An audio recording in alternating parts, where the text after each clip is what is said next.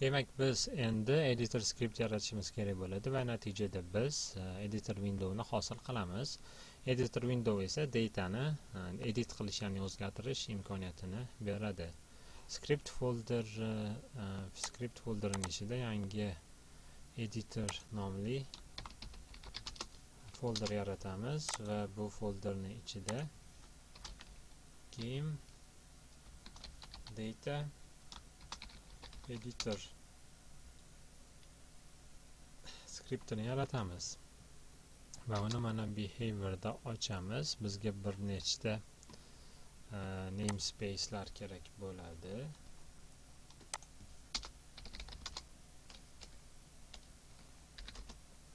Using Unity editor using system.io.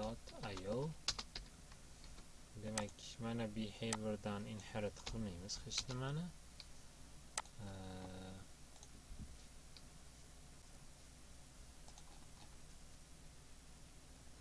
Start void hozircha kerak emas. Start void.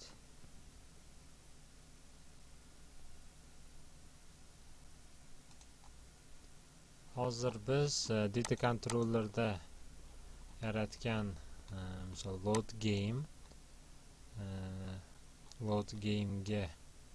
game data metodiga o'xshash metod yaratamiz. Faqat bu metodni game editors skriptida yaratamiz, ya'ni klassida. Demak, private void load game data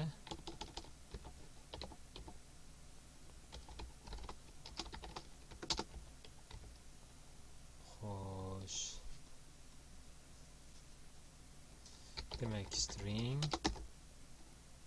file path equal application data path plus game data project game data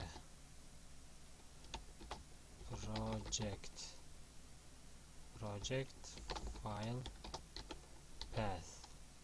Nuqta virgul nega ishlamayapti? Nega? Demak, buni yaratmagan ekanmiz. Bu variable'ni e'lon qilmagan ekanmiz. Declaration qilinmabdi. Demak, private string game data project file path ga equal demak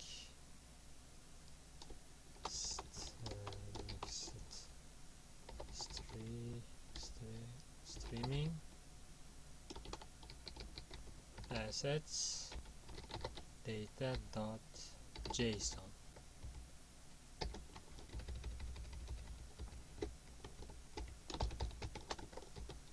Xo'sh, bu yerga shuni yozamiz. Menimcha endi to'g'ri bo'ldi.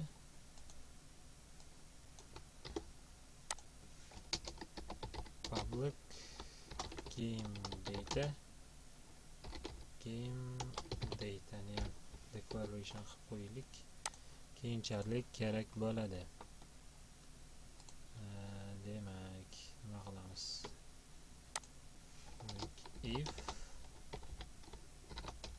If file dot exist file path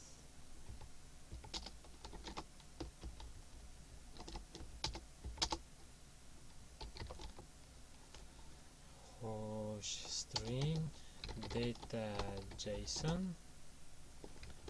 data as json then file read all text file path semicolon game data json utility dot from json game data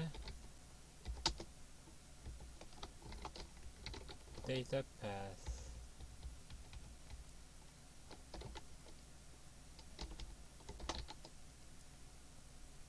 Nega chiqmayapti data path?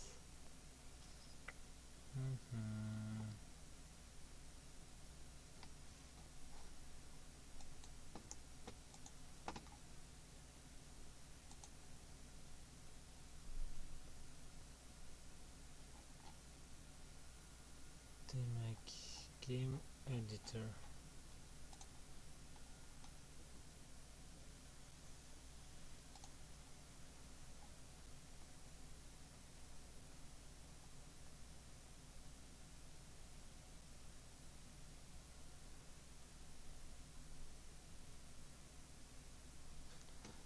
Data bu safar endi JSON bo'ladi. Data JSON. Data as JSON bo'ladi.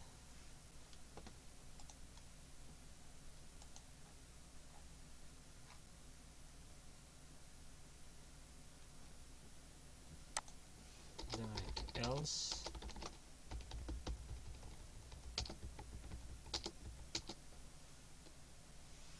game data new game data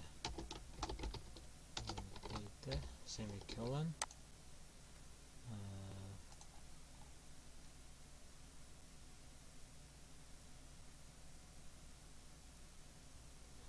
demak bu datani load qilish uchun metod yozdik. Endi datani save qilish uchun yana bitta private metod yozamiz.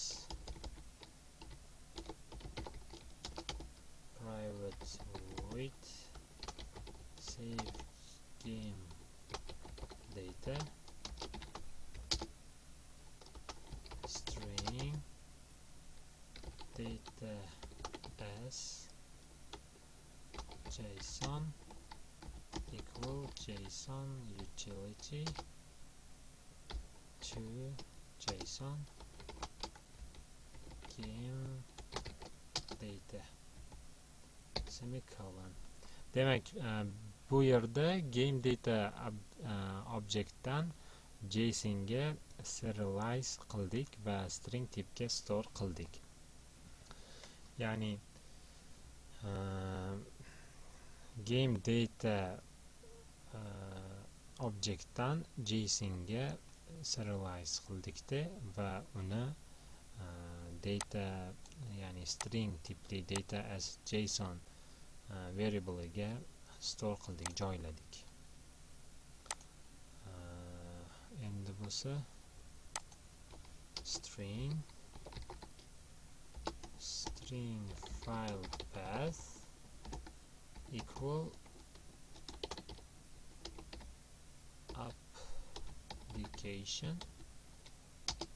application dot data path plus game data project file path semicolon. Bu esa adres, ya'ni adresni file pathga berib qo'ydik. Bu yerda hozir adres turibdi va endi file dot write all text demak adres file path va data as JSON nuqta virgul yoki semicolon. Demak, funksiyalarni yozdik, hali ularni chaqirganimiz yo'q, ya'ni ishlatganimiz yo'q. Kelasi darsda esa editor window uchun GUI graphic user interface yaratamiz. Demak, editor scriptni yaratdik, faqat funksiyalarni yaratdik. Ikkita saving va loading deydi. Ularni chaqirganimiz yo'q. Chaqirayotgan paytimizda qo'ldan kelgancha bu ikkita metodga chiroyli izoh berib o'tamiz. Chaqirgan paytimizda keyingi qismlarda, keyingi darsimizda esa editor window uchun GUI yaratamiz. Graphic User Interface.